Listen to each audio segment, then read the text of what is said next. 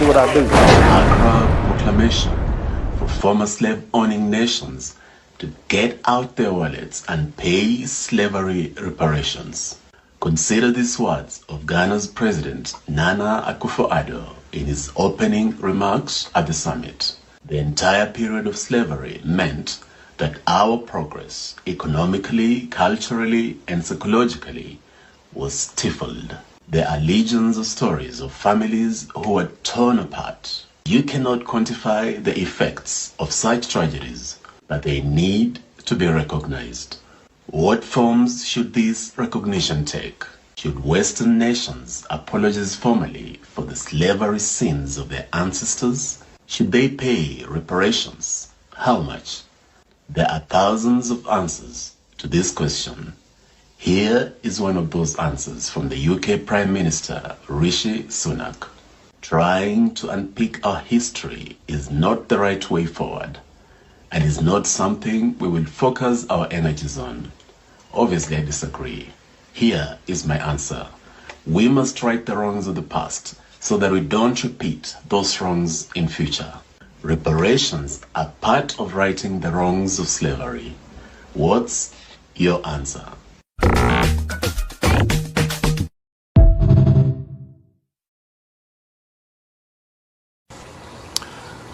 Well. So, we are coming to the end, and we see that there are a lot of people who are very upset, alarmed at the fact that these African nations would have the unmitigated gall to think they're entitled to anything that is owed to foundational Black Americans. Keep in mind, these are people who just recently apologized for their participation in the slave trade, and now they want reparations.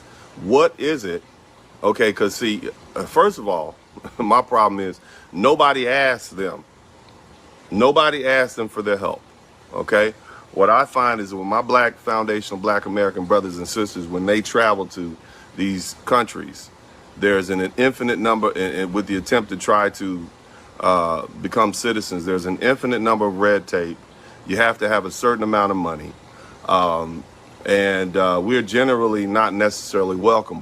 We're seen as financial opportunities. And that's largely what they see us as now. The funny thing is, all of the spokesperson, all of the people who apparently are speaking up on behalf of foundational Black Americans are themselves not foundational Black Americans.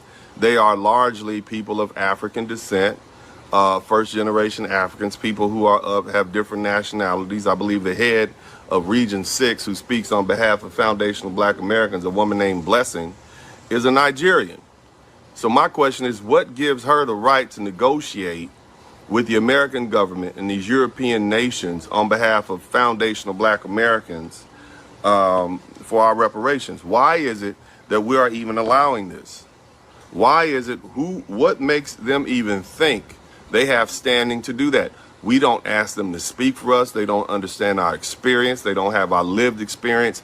And just because you have Africans who have come to this country and have had to endure some of the microaggressions and racism that we've had to endure, there's nothing like Red Summer.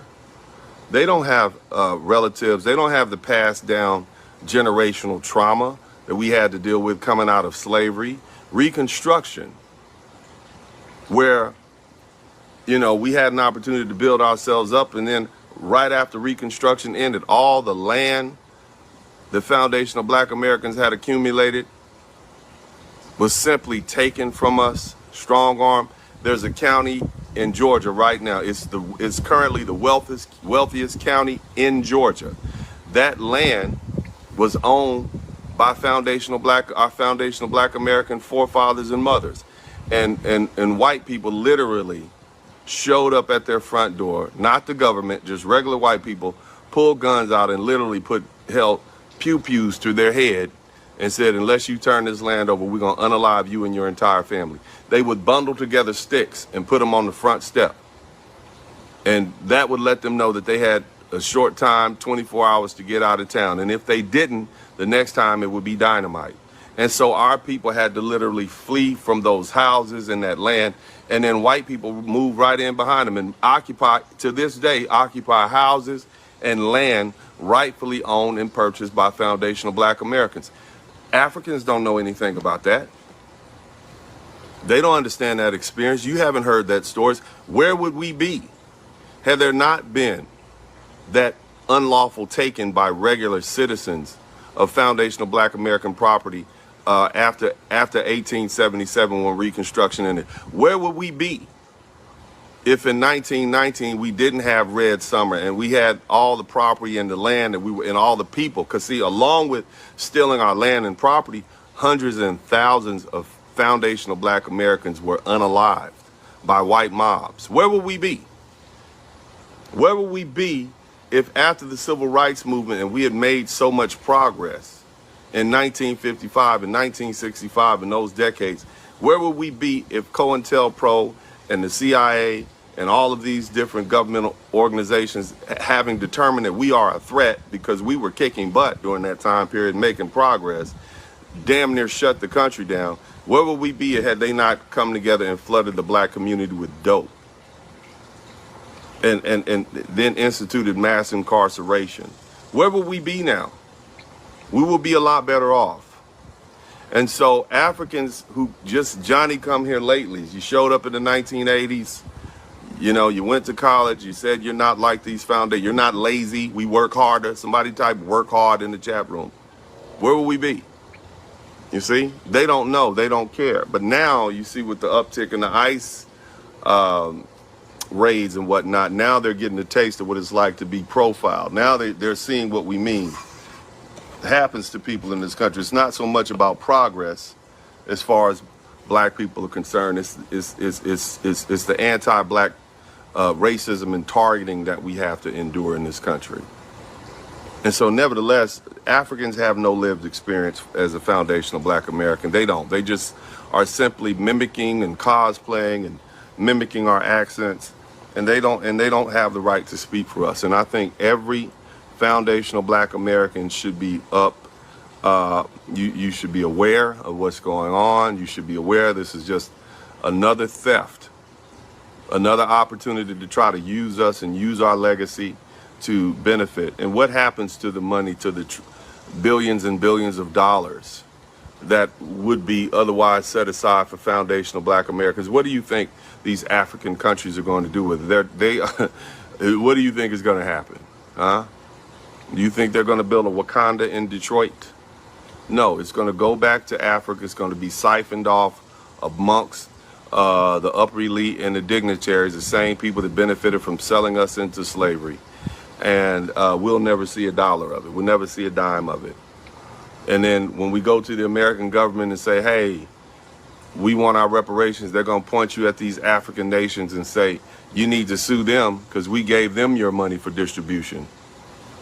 And so we'll be right back to where I started off saying we need to sue Africa for our reparations. Make them pay, force them to realize that this is not a game, and they're going to need to compensate us for their part in the African slave trade. And if they choose to sue some of their European counterparts, be it Portugal,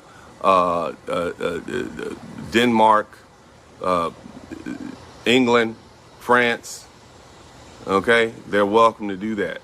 But as far as we know, they're the number one culprit, because we would not have been able to be sold had they not manufactured these, their predecessors, nations, these kings and queens or whatever, had not manufactured these wars and then gathered us up and sold us off to these European slavers.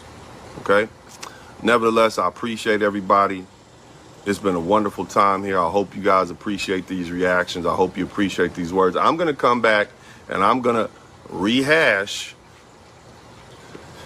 my position that foundational Black Americans need to sue these African nations for reparations, because clearly they're, and I don't want to hear anything any of you have to say about how those nations didn't exist, because I've already explained in this broadcast that the same European nations didn't exist. The same ones in particular, those kingdoms and whatnot, they didn't exist. They've been shifted around and moved, and the territory has been.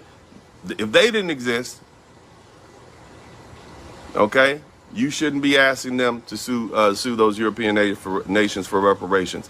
But if those countries can get sued or petition by African nations to be sued, then so can foundational black Americans petition these African nations under the theory of successor state liability. They should also have to pay us for what they owe us. Nevertheless, man, this is Uncle D live from the backyard, man. If you like what I'm doing back here, we'll keep this going. Like, share, subscribe, show me some love.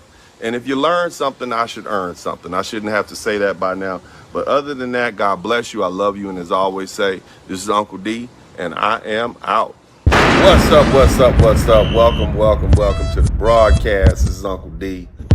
People wash their ass in the tub, Kamala Harris. You would tune in to Uncle D. Black man talk, pull up, homie, take a seat. Don't be a shadow watcher every day. You learn something and you earn something. And let them know and drop some money in the plate. It's getting cold, ladies, talking ratchet. There's a king here, grab your coat, zip your jacket. Keep quiet for a second, close your jaw. Attorney Spurling, this ain't pearly, know the law. Talking Constitution, pushing pins when he shooting, give him that. Masculinity, just for the record, sprinkle that. You can keep your cat, gotta cut it. Only cat he rubbing, gotta love it. I call it Holly Buddy. Gotta vote your interest, vote and earn. Presidential, this is for the money that I earn. When you gon' learn, my people, that evil mixed with evil. No matter what you're doing, baby, this ain't equal. Sometimes when you're special, you get hated. The test is for the best, you're damn right, my people made it. Uncle D, Blizzard King, you been served, gotta know this now. Black men out here know we winning, gotta hold it now. Uncle D, you been served, get your notice now. Black men out here know we winning, gotta hold it now. Uncle D, you been served, get your notice now. Black men out here know we winning, gotta hold it now. Uncle D, you been served, get your notice now. Black men out here know we winning, gotta hold it now. Hey man, I'll do what I do. Somebody need to whip your ass. Get up and whip him, Sweets. Hey, don't be putting the money in my hand all rough. Take your ass out here. You buy you a Flowbee and cut your own damn hair from now on.